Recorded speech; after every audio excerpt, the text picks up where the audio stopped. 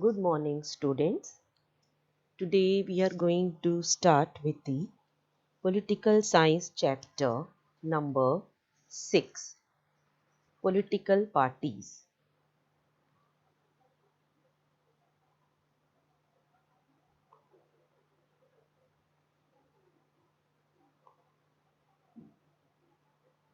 You read in Political Parties in class 9th their role in the rise of democracies, formation of constitutional designs, electoral policies, making and working of governments. And in 10th, we have read about the vehicles of federal power and the negotiators of social divisions in the arena of democratic politics. In this chapter, let us find the answers of some common questions. Why do we need political parties? How many parties are good for democracy? What is wrong with political parties? What can be done about it? So these are some of the questions which we are going to answer about. Now, before I do the meaning of a political party, let me give you a small introduction of the chapter. We all know that political parties are very much visible institutions in a democracy. For most of the citizens, when we talk about democracy, for them, democracy is equal to political parties. And if you travel to any remote area, maybe too far off the villages or any remote area, if you talk to those people, those who are illiterate, they may not be knowing anything about the democracy. They may not be even knowing what is the meaning of democracy, but surely they will be knowing about the leaders of the political parties. They definitely must be knowing about the great leaders of India. So, political parties are very popular in a democratic country. In the past, there were hardly any country where there were political parties. But now, there are few that do not have these parties. So, maximum countries have the political parties.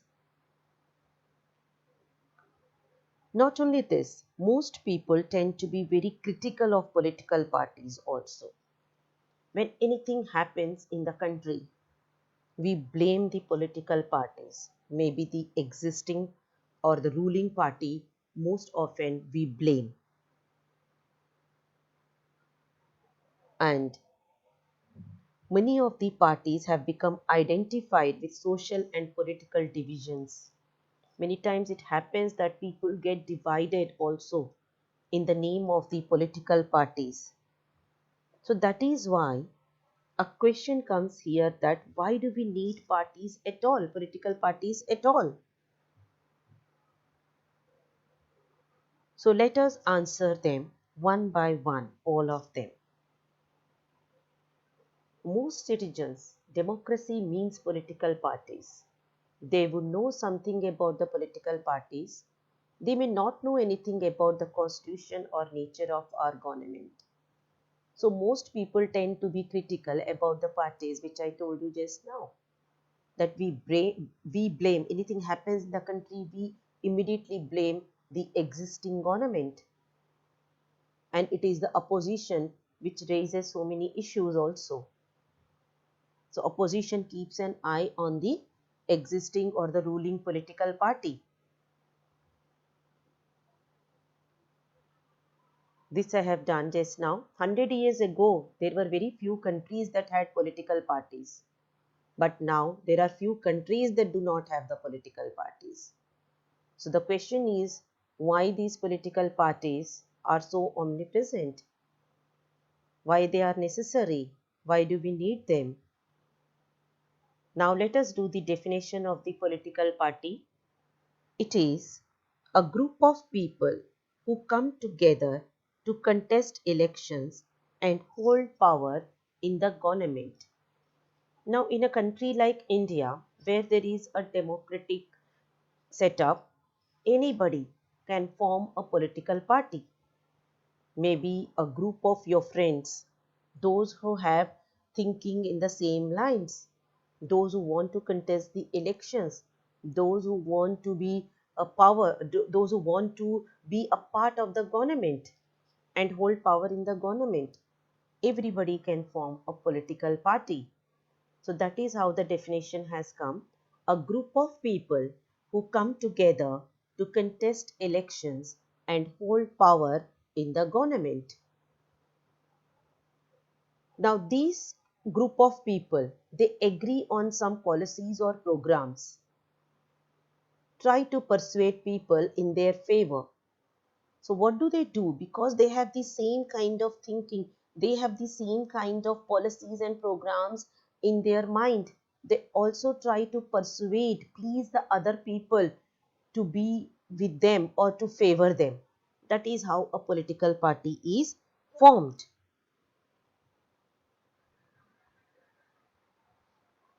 And there are the political parties also that reflect fundamental political divisions in a society. Parties are about a part of the society and thus involve partisanship. That means many political parties, they support one or the other community, one or the other part of the society, they support one or the other community. For example, when we talk about say Bahujan Samaj Party, they support one of the part of the society, that is the other backward classes. So that is how every party supports one or the other part of the society. And party is known by which part it stands for, which policies it supports, and whose interest it is upholding. Every party has certain policies. They support one or the other group of the society. They try to uphold the interest of one or the other part of the society.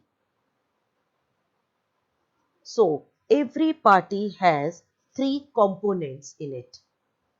First one, the leaders. Second, the active members. And third, the followers. So every party is formed of three different things. They are the leaders. Without leader, there cannot be any party. There must be active members who participate, who work for the political party.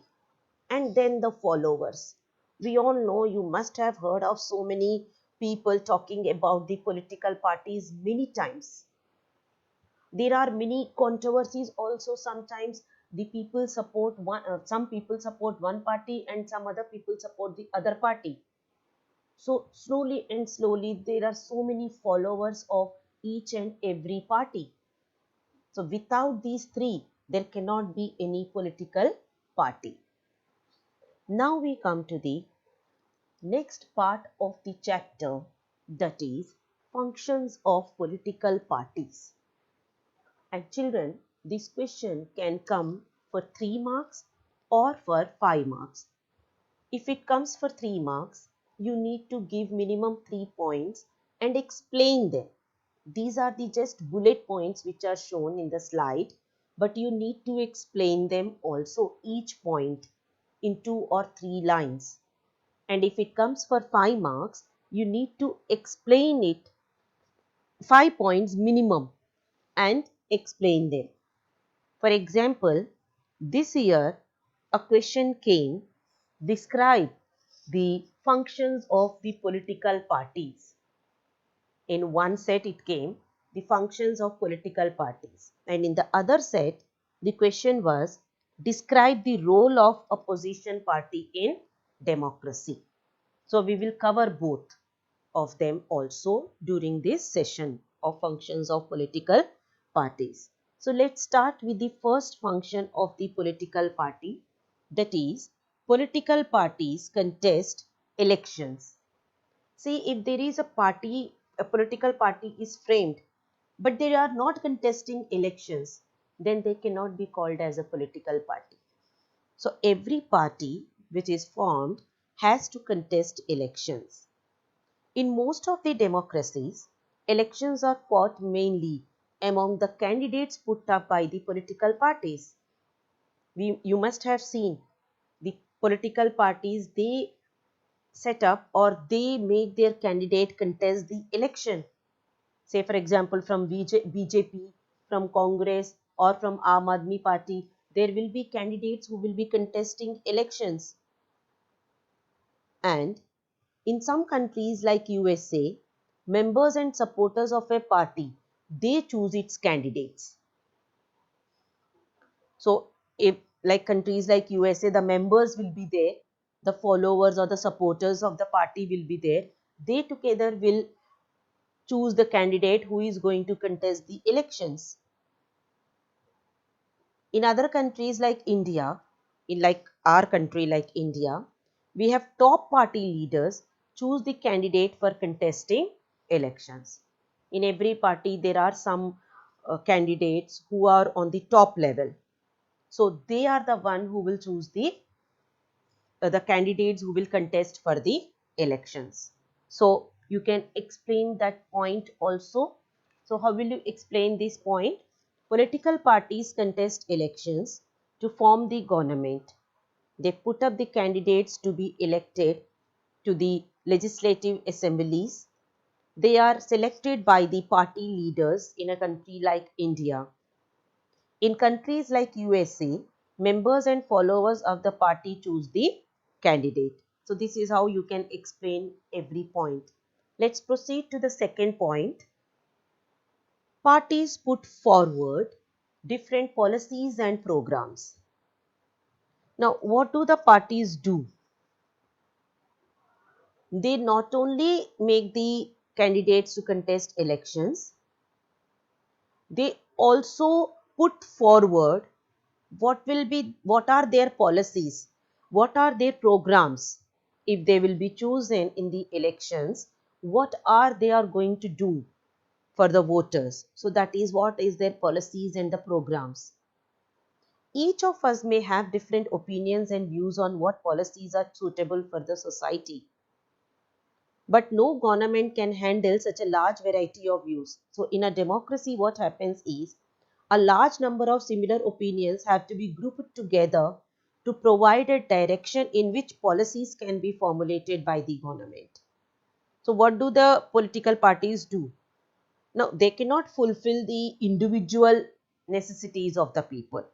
So they see on a large scale what are the necessities of the people. On that basis, they formulate certain policies and programs. And they put forward also these policies and programs in front of the people during their election campaigns. We might have seen many times their election campaigns, what do they do? So that's your second point, that they put forward the policies and programs. We come to the third one, that is they frame laws, or the parties play a decisive role in making the laws for the country. We all know that the constitution is already framed, but sometimes it happens that the amendments have to be made in the constitution from time to time, or as per the society is changing.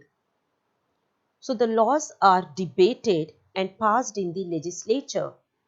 We know that in the parliament, in Lok Sabha and Rajya Sabha, when the bill is put forward, there are so many debates on this bill. And finally, the bill is passed in both the organs of the parliament, both the houses of the parliament. So that is how we are saying that the parties play an important role in making laws for a country. How can you write this? Parties play a decisive role in formation of laws. Formally, laws are debated in legislative assemblies. But since MPs and MLAs have to go by party ideologies, irrespective of their own beliefs, political parties play a big role in making laws. That's your third point. Next one, fourth point. Political parties form and run governments. Very major or important role of a political party is they form and run the government once they are elected. The big policy decisions are taken by the political executives that comes from the political parties. We have seen, for example, right now we have the ruling party BJP. So the most important decisions are taken by the ruling party. And the parties recruit leaders, they train them, they make them ministers to run the government in the way they want. Allocation of the several departments, that is done. We all know that it is done by the Prime Minister, who is the head of the ruling government, head of the party, head of the ruling government. So now these ministers, those who have been elected, they are chosen for the different departments. They are made the heads of the different departments. They are given training to govern these departments. So that is how they form and run the government. And the next one, those parties, we all know when the elections are held in a country, the party which wins the maximum votes, they frame the ruling government, and the other parties, they become the opposition parties. So those parties that lose the elections play the role of opposition to the parties in power. And what is the role they play when they become the opposition? They play a very important role. They voice their views, because opposition parties' role is to keep an eye upon the ruling government. So they give their voice in the legislatures. If they do not like the policies, they oppose them. If they do not like any bill or a law, they oppose them. They criticize the government for its failures also and wrong policies also. So it is one way good that they keep an eye upon the ruling government, and that is why even the ruling government sees that they do not make any mistake, because they know that if they make any mistake, opposition is keeping an eye on them and they will definitely catch hold of them. So opposition parties mobilize opposition to the government. So it is one way good for the country's people also. We must have an opposition party. Otherwise, the ruling government will do and will rule in whatever manner they want. So that's the rule of the opposition party. Then we come to the next part also. See, simply you can write this answer like political parties that do not form the government play the role of opposition.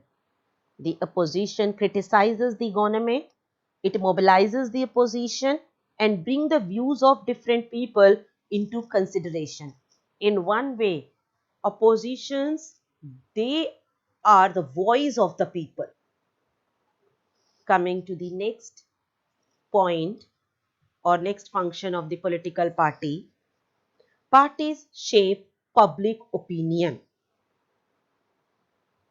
They raise and highlight the issues. We have seen in our country several times so many issues are raised, and this is done by the political parties. Most often the issues are raised by the opposition parties.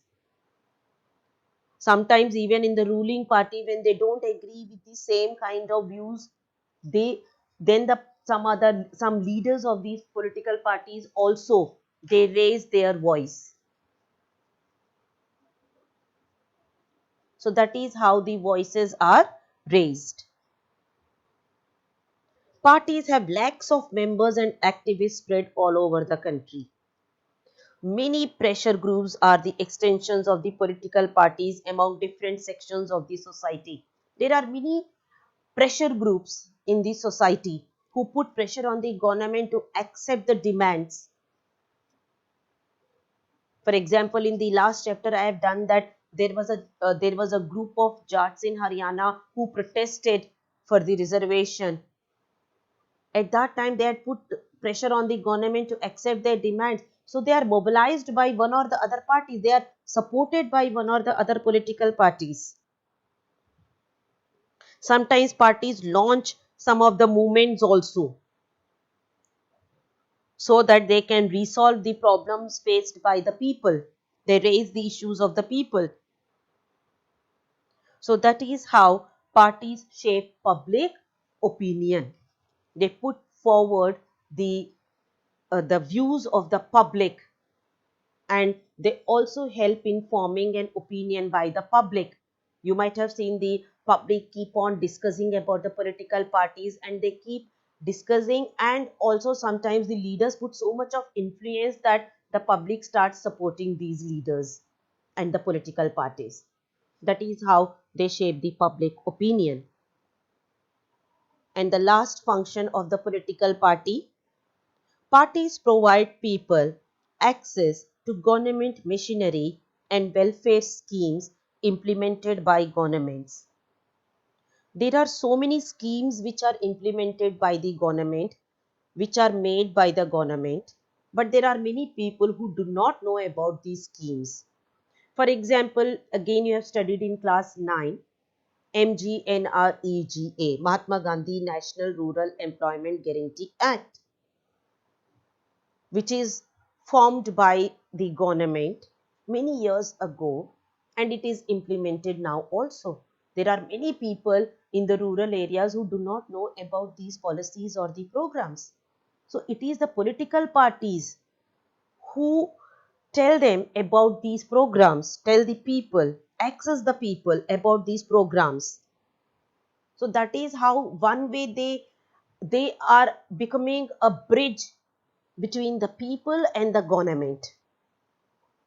So they provide the provide the welfare, they provide the schemes to the people, they tell about the schemes to the people. So they provide one way information to the people about these schemes and the programs. So that is about the functions of the political parties. Children, there are 7 functions, and you have to learn at least 5 functions, not only the points. These are just the points which are shown in the slide. As I have described you, you have to describe every point in 2 or 3 lines. Then only you will get 5 complete marks. And learn separately role of opposition also. It can come separately also for 5 marks also. So you have to write in detail about the role of opposition. You can even give examples also in the role of opposition. That is about your functions of the political parties. Now we come to another question, that is, why do we need political parties, or what is the necessity of political parties? Both are same. Why do we need political parties, or what is the necessity of the political parties in a country? Now, can you think of our country, which is such a large country, such a large population, can it be ruled without a political party? Can you think that all of us can go to the parliament and sit there and uh, take the decisions, discuss and take the decisions for the welfare of the country? I'm sure not all, definitely. So we can understand the necessity of political parties by imagining a situation without parties. What will happen if there are no parties, political parties? There are no rules, there are no laws. So we all will be framing our own rules, our own laws, and there will be so much of complex problems in the country. We cannot even imagine those problems. And even if there is one individual person who is ruling the country, and if he promises, what will happen if he doesn't fulfill the promises? Because there is nobody opposing him. So that one way will become a dictator country or a monarch country. So in a democratic country, there is no meaning for a democratic country if there are no political parties.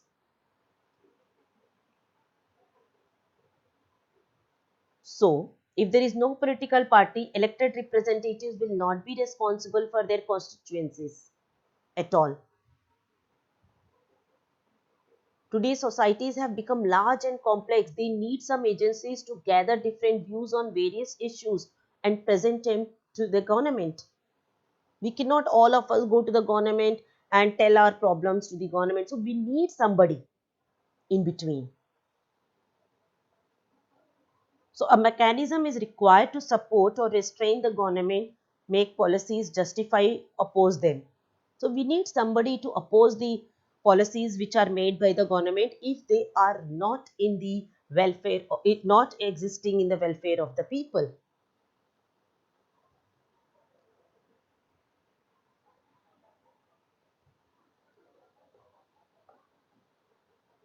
So we need the political parties. So the question again is same, answer will be same. We need the political parties so that somebody can be there to frame the government, to form and run the government. We need political parties to make laws. We need the political party so that there can be somebody in the opposition who will put some restriction upon the ruling government. We need the political parties to shape our public opinion. So that is the need of the political parties. Then we have certain graphs and certain cartoons also which we will be doing.